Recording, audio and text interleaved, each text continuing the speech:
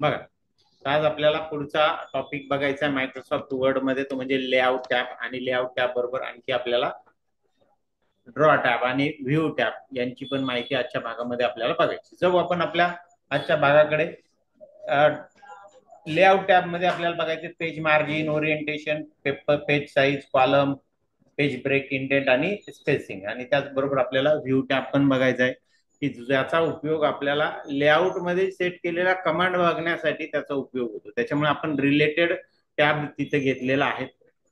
बरोबर, कारण ते छोटासा टॅब आहे ड्रॉ टॅब, याची पण माहिती आपल्याला बघायची. तो छोटासा आहे म्हणून आपण या भागामध्ये बघून घेणार. चालेल, तर त्याच्यासाठी आपण मायक्रोसॉफ्ट वर्ड ओपन करू आणि आपली एक रेफरन्स मटेरियल फाईल तुम्हाला प्रोव्हाइड केलेली, ती फाईल काय करणार आपण ओपन करणार. ठीक, बघा, एक रेफरन्स मटेरियल फाईल ओपन झालेली आहे. पुन्हा तुम्हाला बघायचं आहे ते म्हणजे तुमच्या स्टेटस बार कडे बघा. स्टेटस बार वर टोटल 10 पानं आपल्याकडे दिलेली आहेत. लेआउट टॅब ह्या ज्या कमांड आपण आज बघणार आहे त्या बघणार आहेत पेज फॉर्मॅटिंगच्या कमांड.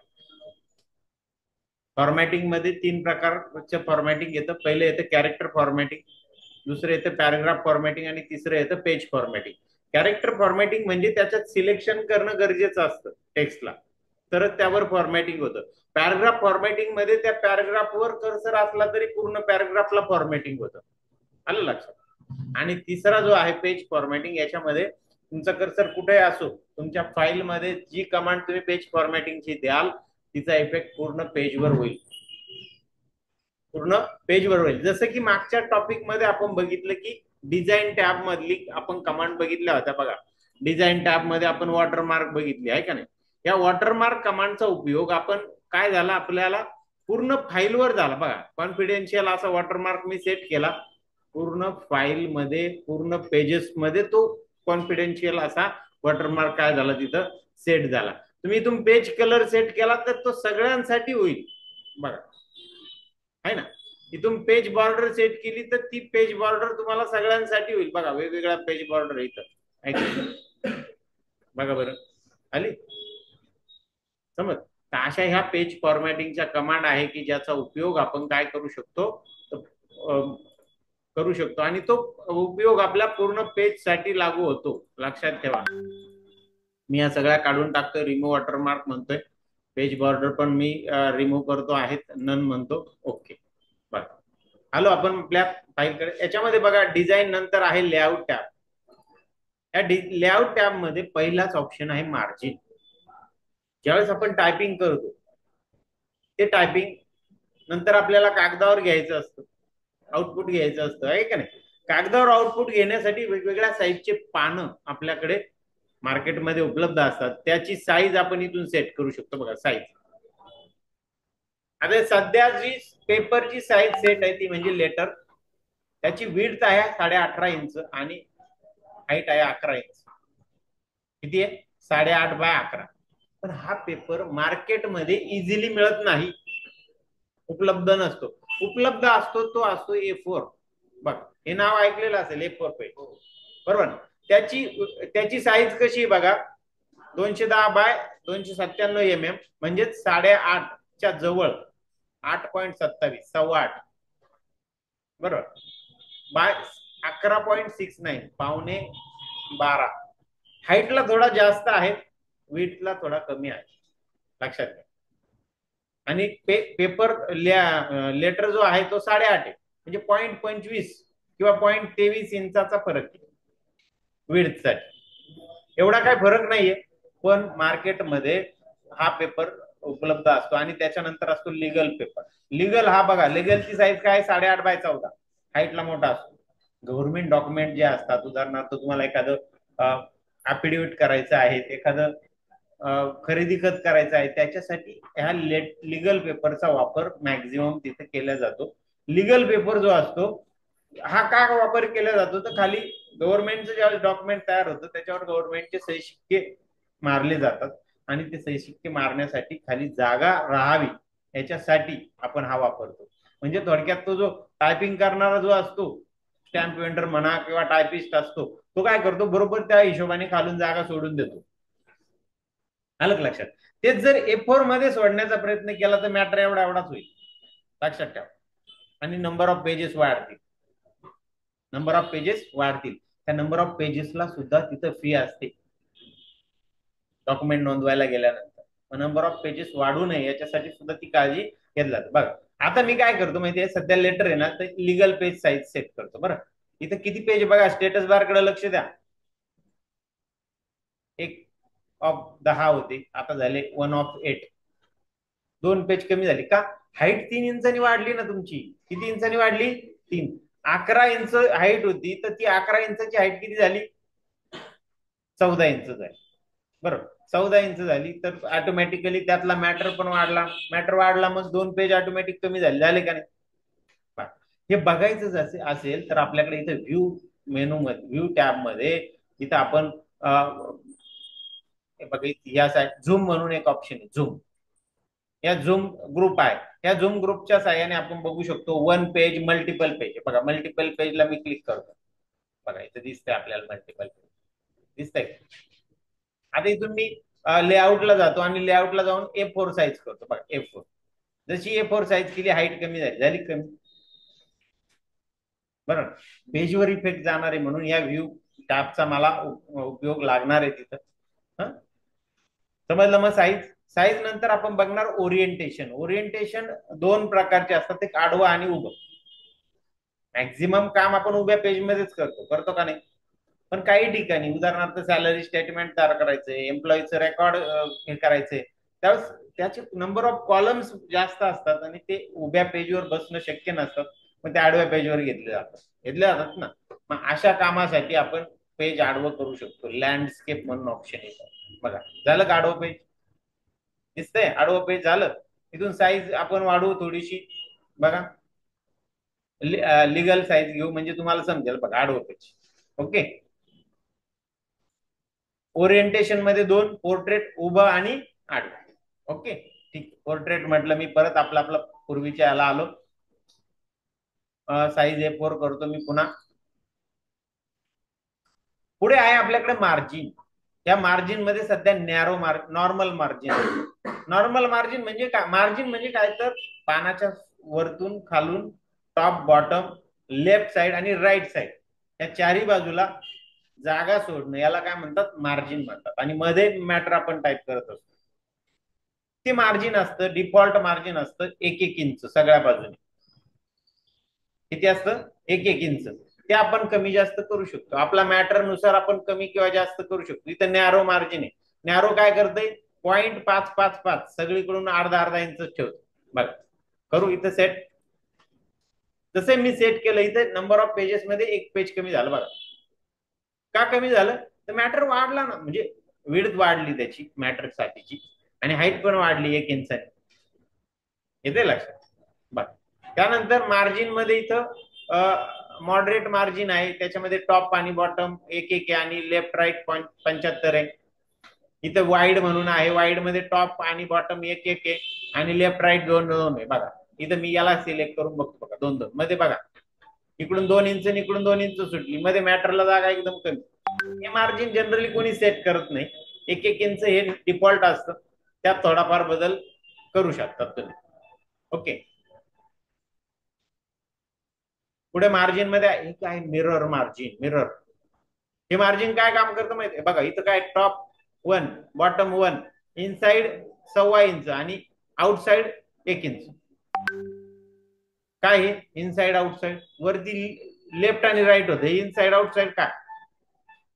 वर्ड मध्ये आपण मोठं काम करू शकतो, पुस्तकाचं काम करू शकतो. आणि अशा केस मध्ये आपण काय करता येतं आपल्याला? तर त्या ज्यावेळेस पुस्तक करतो त्यावेळेस त्याला बाइंडिंग केले जाते. बघा अशी बाइंड, असं समजा पेज उघडलं आपण, इथं बाइंडिंग असते का नाही? या ठिकाणी. मग इथं बाइंडिंग करण्यासाठी थोडीफार अर्धा इंच जागा लागते का नाही? म्हणजे थोडक्यात ह्या ठिकाणी एक्स्ट्रा जागा सुटली पाहिजे. आता मला सांगा, हे 2 पेज आहे आणि इथं बाइंडिंग करायची, आता एकाच्या लेफ्टला आणि एकाच्या राईटला येणार आहे का नाही एक्स्ट्रा स्पेस? बरं, म्हणून त्याला इनसाइड म्हटलंय. इथं काय होणार आहे? एकाच्या लेफ्टला आणि एकाच्या राईटला ती मार्जिन सेट होणार आहे. बघा बघा बरं, आता इथं वाटतंय का तुम्हाला?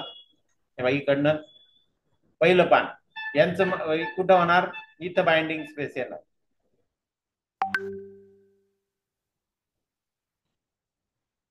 बघ आता याच्यात एवढा प्रिव्ह्यू मध्ये दिसत नाहीये ते. थोडस जर तुम्ही कस्टम मार्जिन घेतलं, मार्जिन मध्ये जाऊन खाली कस्टम मार्जिन ऑप्शन आहे, त्याच्यातून थोडं वाढवतो मी. बघा इनसाइडचं मार्जिन मी काय करतो, 2 इंच करतो डायरेक्ट. ओके, मग तुमच्या लक्षात येईल. बघा इकडून मार्जिन आहे, इकडून मार्जिन. समज याला लेफ्ट साइडने, याला राईट साइड. बरोबर, हा बाइंडिंग स्पेस आहे, लक्षात ठेवा. ज्यावेळेस पेपर एक प्रिंट निघेल त्यावेळेस ती प्रिंट काय होईल, त्याच्या पाठीमागे ज्यावेळेस जाईल ती कशी जाईल, बरोबर का नाही. बघा बरं, लक्ष द्या. ही प्रिंट बॅक साइडला प्रिंट झाल्यानंतर बरोबर या मॅटरच्या बरोबर मागे असेल. येते लक्षात, ठीक. चल, मार्जिन हा पर्याय संपला. बघितला आपण. पुढे आहे आपल्याकडे कॉलम कमांड. मी आता काय करतो, आपली नॉर्मल मार्जिन करून टाकतो. ओके, नॉर्मल केलं आणि आपला व्ह्यू जो आहे, व्ह्यू मध्ये इथं ऑप्शन आहे बघा 100%. त्याला मी क्लिक करतो. जे ऍक्च्युअल आहे त्या पद्धतीने इथं आलं. मला काय काय करायचं, हे टाइप्स ऑफ व्हिडिओ जो आहे याला आहे ना सिलेक्ट करतो मी. सिलेक्ट करून माझ्याकडे इथं लेआउट टॅब मध्ये इथं कॉलम कमांड. कोणती कमांड आहे, कॉलम. ह्याच्यात जातो, इथं म्हटलं 2 कॉलम. बघा 2 कॉलम मध्ये तो डिवाइड झाला. बघा झालं का, इकडे आणि इकडे. या कॉलमला आपण चांगलं सेटिंग करायचंय, मोर कॉलम्स असं म्हटलं तर तुम्ही इथं करू शकतात. बघा 2 कॉलम, मधली स्पेस पॉइंट 2 इंच घेतली. बघा त्याला लेफ्ट साइडने इंडेंट सुटलेला आहे, त्यामुळे तो प्रश्न तयार होतोय.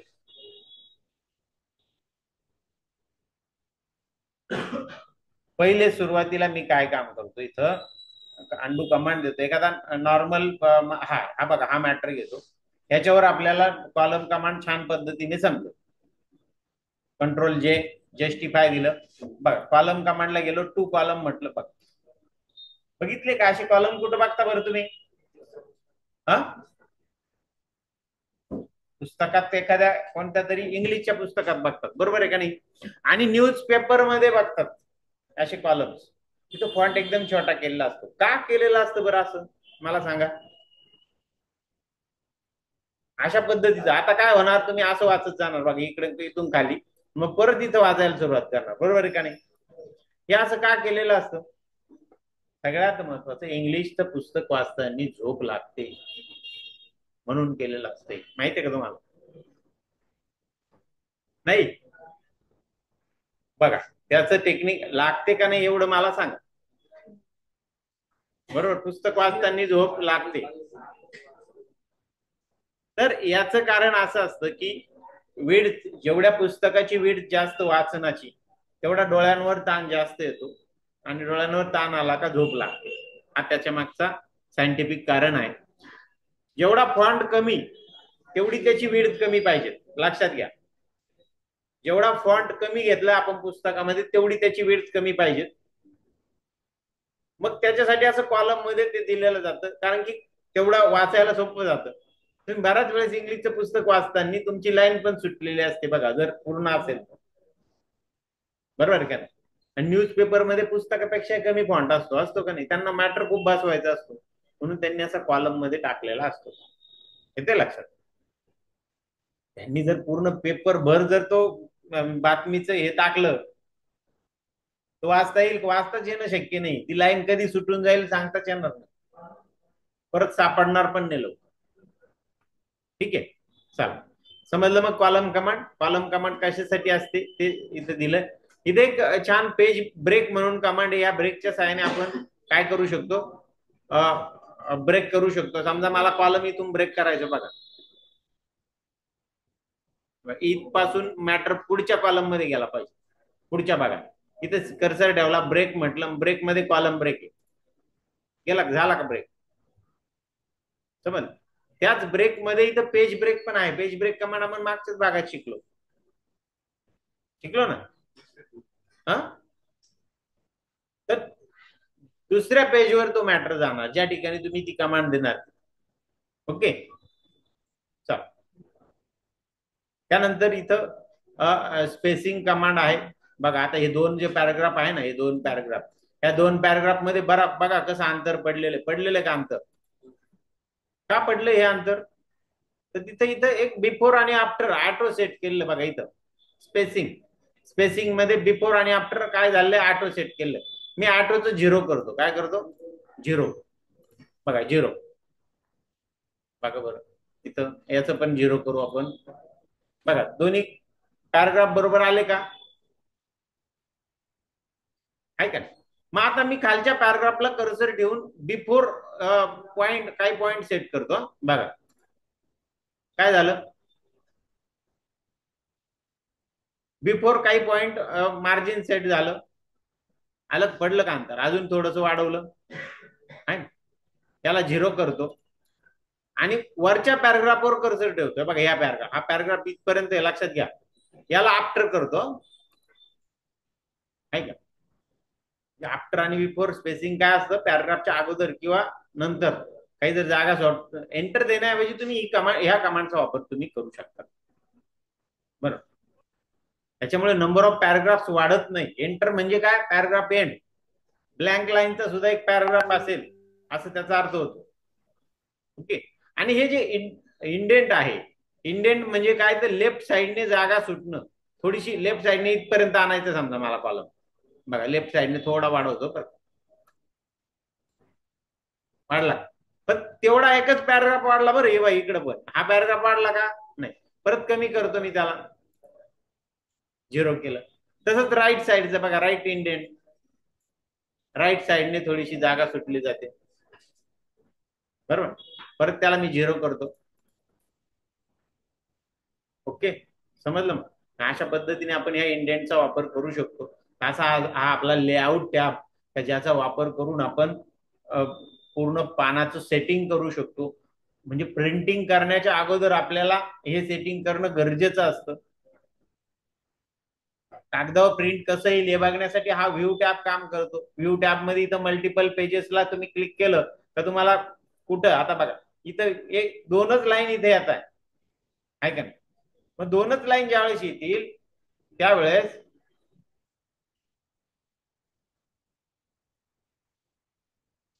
बघा या दुसऱ्या पानावर दोन लाईन गेल्या, हे चांगलं दिसतं का, आपलं पान पण वाया जाणार आहे. मग आपण या सेटिंग करू शकतो. होम इथं लेआउटला जाणार, थोडीशी आपण काय करणार, इथं आपलं ओरिएंटेशन आहे, मार्जिन मध्ये आता सध्या नॅरो आहे ना, आपण थोडस टॉप अँड बॉटम कमी जास्त करून देणार. मग कमी जास्त करण्यासाठी कुठं ऑप्शन आहे, सगळ्यात खाली कस्टम मार्जिन.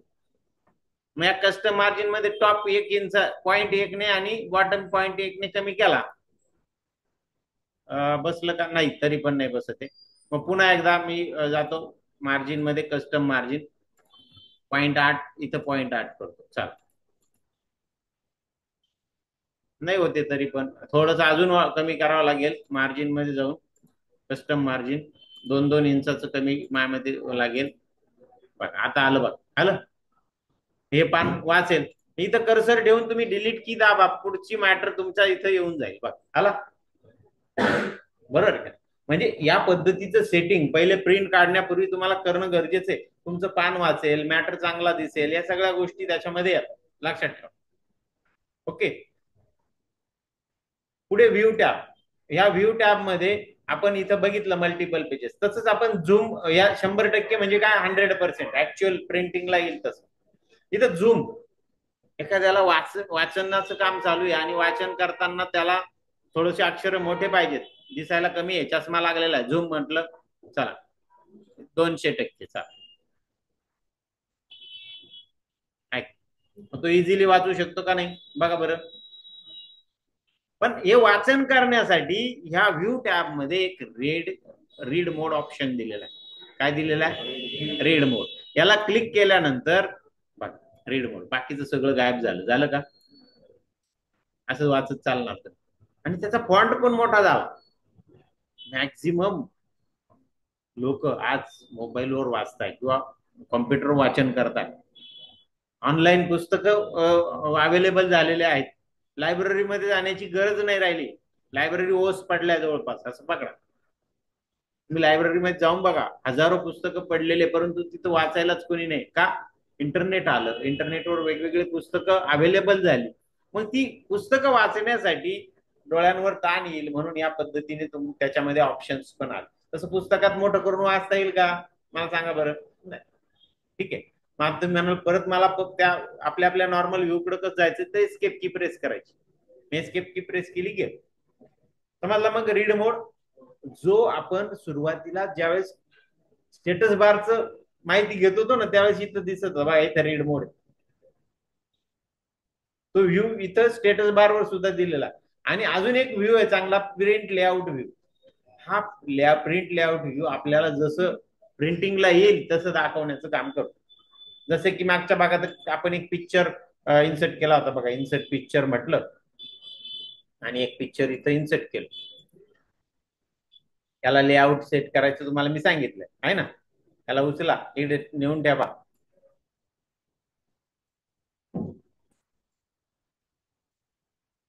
इथे ठेव. ओके. थोडासा व्ह्यू कमी करून घेऊ आपण इथून, व्ह्यू मध्ये 100% ठेवू. बर. आता इथे मी रीड मोडला गेलो, तिथं आपल्याला दिसतोय तो. पण काही व्ह्यू आहे त्याच्यामध्ये, समजा ड्राफ्ट व्ह्यू आहे, या ड्राफ्ट व्ह्यूला जर गेलो तर तो दिसत नाही बघा. ड्राफ्ट दिसतोय का. आउटलाईन व्ह्यू, आउटलाईन व्ह्यूला पण ते पिक्चर दिसतंय का, नाही दिसत. लक्षात घ्या.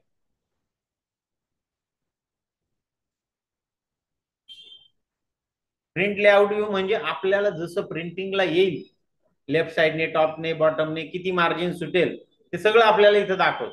लक्षात. त्यानंतर व्ह्यू मध्ये इथं ड्राफ्ट, आउटलाईन इतक्यात आपण बघितले. वेब लेआउट, वेबला जरी माहिती टाकली तर कशी दिसेल बघा, या पद्धतीने जाईल वेब लेआउट. म्हणजे वेबसाईटवर जर ही माहिती टाकली बघा, कुठं आलं पिक्चर, कुठं आलं बघा, आहे का. इकडे घेता येतं का, बघू बरं. आलं, घेता आलं. बाय डिफॉल्ट ते लेफ्ट साईडला येऊन गेलं. प्रिंट लेआउट व्ह्यू मध्ये बघा, आता इकडे गेलं, खाली गेलं बघा, आहे का, आहे ना. अशा पद्धतीने आपल्याला या व्ह्यूचा वापर करता येतो. त्यानंतर इथं बघा, इथं ही रुलर लाईन आपण शिकलो का नाही सुरुवातीलाच. व्हर्टिकल आणि हॉरिझॉन्टल अशा दोन रुलर असतात. कधी कधी काय होतं, तुम्ही जातात तिथं काम करत असतात आणि ती पर ह्या रुलर लाईनचा फायदा आहे बघा, इथं मार्जिन सेट करता येते, याच्यावर लेफ्ट इंडेंट, राईट इंडेंट हे पण सेट करता येतं. आणि रुलरच इथं नसेल तर आपल्याला काही काम करता येईल का, नाही. ही रुलर कुठून आणता येते, या बघा, या ठिकाणी बघा, इथं चेकबॉक्स ऑफ केला, निघून गेली. रुलर चेकबॉक्स ऑन केला, आली. इथं एक ग्रीड लाईन म्हणून ऑप्शन आहे, या ग्रीड लाईन, अशा ग्रीड लाईन आल्या. तुम्हाला ज्यावेळेस पिक्चरचं काम करायचं असेल त्यावेळेस या ग्रीड लाईनचा उपयोग होऊ शकतो बघा. आता पिक्चर बघा, त्या ग्रीड लाईन नुसार हलतंय बघा, नाही का, समज. त्यानंतर ग्रीड लाईन काढून टाकतो मी. नेव्हिगेशन पॅन, याच्याने होतं काय, तर या साईडला नेव्हिगेशन पॅन येतो. आता हे डॉक्युमेंट मोठं आहे, तुम्हाला जायचं एखाद्या ठिकाणाहून दुसऱ्या ठिकाणी जायचं, समजा मला व्ह्यू टॅब वर जायचंय. कुठे जायचंय, व्ह्यू टॅब बघा, इथे दिसतंय बघा व्ह्यू टॅब. इथं क्लिक केलं, डायरेक्ट कुठे गेला तो, 7 नंबर पानावर. मला जायचंय ड्रॉ टॅब वर, बघा ड्रॉ टॅब, डायरेक्ट इथं आला. किती नंबरला आला तो, 5 नंबरला. लेआउट टॅब वर जायचंय, लेआउट टॅब कुठे आहे, 1 नंबरला बघा, 1 नंबर. हा नेव्हिगेशन तुम्हाला इझिली मूव्ह होण्यासाठीचा. इथं काय होतं, तुमचे टायटल्स दाखवले जातात जनरली. कधी पण ज्यावेळेस तुम्ही मोठं काम कराल ना, आपण सुरुवातीलाच होम टॅबवर काय शिकलो, हेडिंग साठी काय शिकलो, स्टाईल कमांड शिकलो, स्टाईल बनवायची शिकलो का नाही, है ना. त्या स्टाईलने कधी पण या हेडिंग सेट करायचे असतात, मोठं काम करतात त्यावेळेस. लक्षात येत. त्याच्यामुळे होतं काय, आपल्याला इझिली ते नेव्हिगेट पण करता येतं.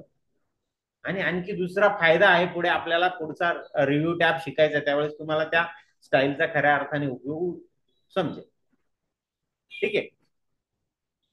इथं झूम ग्रुप आहे, या झूम ग्रुपच्या सहाय्याने आपल्याला पेज पाहिजे तेवढं झूम कमी जास्त करता येतं. मी क्लोज करतो हा नेव्हिगेशन.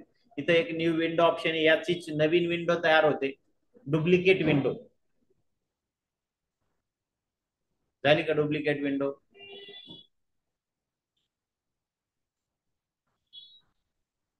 2 नाव आलं त्याला, काय आलं, 2. कुठेही काम केलं 1 मध्ये करा किंवा 2 मध्ये करा, तरी इफेक्ट दोन्हीला जाणार आहे. समजा मी इथं इथून लेआउट डिलीट केलं, लेआउट शब्द डिलीट केला, त्या वन मधल्या विंडो मध्ये सुद्धा तो डिलीट होणार. मग तुम्ही म्हणाल जायचं कसं त्याच्यामध्ये, बरोबर आहे का नाही? पहिले महत्वाचं त्याच्यात जायचं कसं, डिलीट झाला हे बघण्यासाठी कमीत कमी जायचं तर शिकलो पाहिजे. मग पुन्हा आपल्याला जायचंय तिथं व्ह्यू मध्ये तुमचा स्विच विंडो म्हणून ऑप्शन बघा, स्विच विंडो आहे का? हे बघा वन मध्ये मी जातो, आलो हे बघा इथून डिलीट झाला का तो पण शब्द वन मध्ये पण.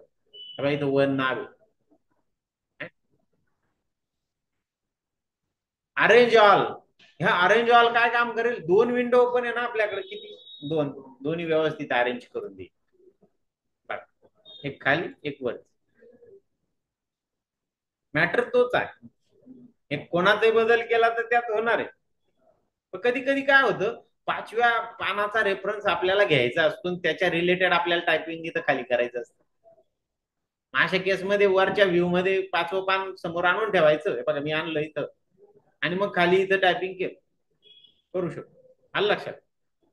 त्यात पण इफेक्ट जाणारच आहे, तो काय भाग नाही.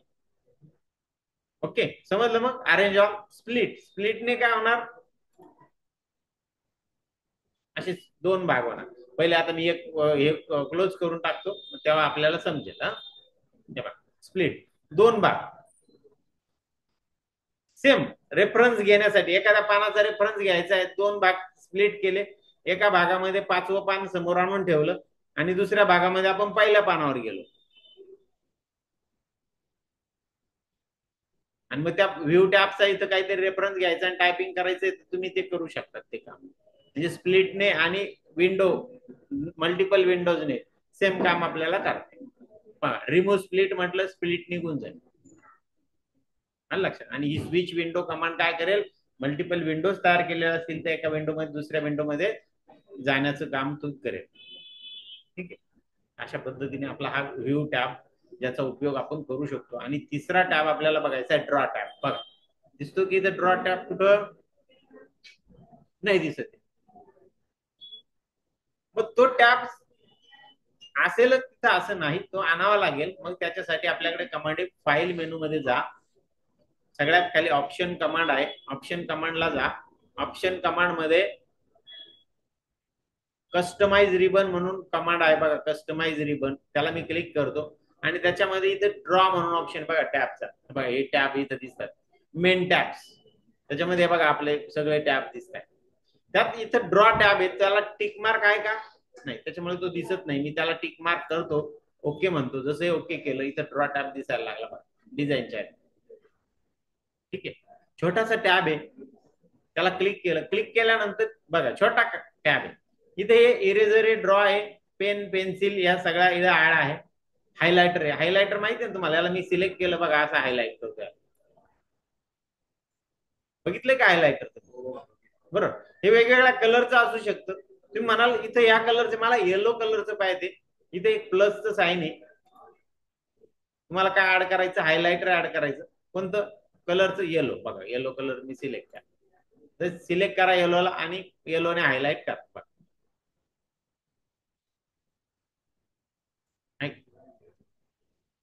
हायलायटर काय करतो, फेंट कलर असतो ज्याच्याने आपल्या टेक्स्टवर काहीच इफेक्ट होत नाही, पण ती टेक्स्ट हायलाइट होते. पेन आहे, ऍड पेन मधून पेन पेन्सिल हे ऍड करू शकतात. समजा पेन ऍड करायचा मला, कोणत्या कलरचा करायचा आहे, ग्रीन कलर, समजा बघा ग्रीन, या ग्रीन कलरच्या पेनने इथं मी ड्रॉ करू शकतो बघा, असं डायरेक्ट आहे का, किंवा असं त्याला हे करू शकतो, राऊंड करू शकतो. म्हणजे आपण तुम्ही जसं पेनने काम करतात तसं इथं करता येते, आहे का?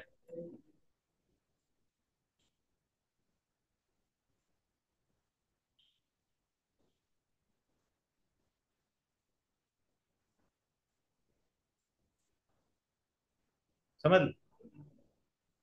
बरोबर, अशा पद्धतीने तुम्हाला हे पेनचा उपयोग करता येईल.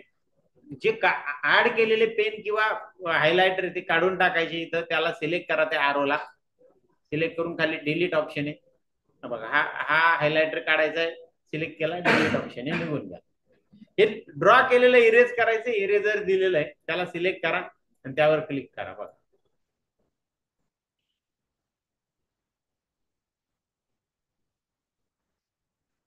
झालं काय डिलीट. समज अशा पद्धतीने तुम्ही हायलायटरचा वापर, आपल्या ड्रॉ टॅबचा वापर करून तुमच्या फाईलमध्ये काही असं इमेज टाकू शकतात, ड्रॉ करू शकतात. Ink to math, insert tab ज्यावेळेस आपण शिकत होतो त्यावेळेस आपण इन्सर्ट फॉर्म्युलाज म्हणून ऑप्शन शिकलो आणि त्याच्यानंतर इंक टू मॅथ पण ऑप्शन तिथं बघितलं. याच्याने आपल्याला पाहिजे तसा फॉर्म्युला इथून घेता येईल. ज्या ठिकाणी तुम्हाला तो फॉर्म्युला घ्यायचा तिथं कर्सर ठेवा आणि तुम्ही इथं फॉर्म्युला ड्रॉ करा. फक्त बघा 1/2 इंटू 3 डिवायडेड बाय 4. इथे या पद्धतीने येतंय तर हे तुम्ही काढून टाकू शकतात. इथं चुकलंय हे, मग तुम्हाला करेक्शन करायचंय तर मी तुम्हाला सांगितलं होतं की सिलेक्ट आणि करेक्ट करा, त्याच्यावर क्लिक करा. क्लिक करून तुम्हाला काय पाहिजे. आता इथं प्रॉब्लेम असा झाला का ते तो ऑप्शनच नाही आला इथं, आहे का नाही. हा गुणिलेचं करेक्ट करू, चला इथं गुणाकाराचं केलं, याला डिलीट करायचंय. मग मी इथं काय करतो, सिलेक्ट करतो आणि इथे इरेज म्हणून ऑप्शन आहे बघा, इरेजला क्लिक केल्यावर इथे इरेज करता येईल आपल्याला. आता पुन्हा ड्रॉ करतो मी 1/2. तुमचं अक्षर चांगलं असेल तर तो पटकन समजून घेईल, तिथं करेक्शनची गरज पडणार नाही, येते लक्षात. पण अक्षर चांगलं नसेल तर तुम्हाला करेक्शन करावं लागेल. इन्सर्ट म्हटलं का तो फॉर्म्युला तुमच्या कर्सर पोझिशनच्या ठिकाणी काय होणार, इन्सर्ट होणार.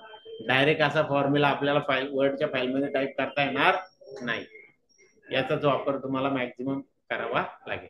असा हा छोटासा ड्रॉ टॅब ज्याचा उपयोग करून आपण पेन पेन्सिल घेऊ शकतो, हायलायटर घेऊ शकतो, आपल्या टेक्स्टला हायलाइट करू शकतो. अशा सगळ्या गोष्टी आपल्याला करता येतात आणि इंक टू मॅथच्या सहाय्याने छानपैकी फॉर्म्युलेस पण टाकता येतात. असे आपले आजच्या भागामध्ये जवळपास 3 टॅब आपले कंप्लीट झाले. कोणकोणते झाले, ड्रॉ झाले, डिझाईनचे काही भाग आपण बघितला, लेआउट पण बघितला आणि व्ह्यू पण बघितला. जवळपास 4 टॅब आपले जवळपास कव्हर झालेले आहेत. ठीक आहे, या 4 टॅबवर आधारित काय काय प्रॅक्टिकल्स आहेत ते आपण बघू.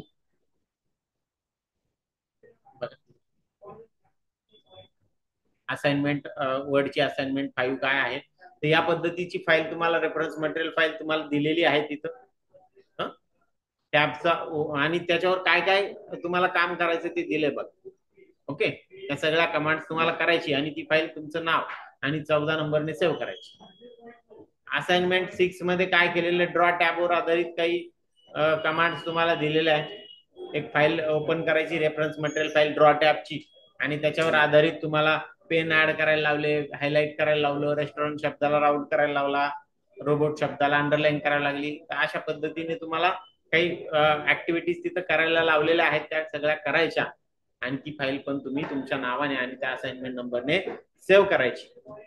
अशा पद्धतीने 2 प्रॅक्टिकल तुम्हाला आहे. ठीक आहे, तर मग आजच्या भागामध्ये आपण इथं थांबू.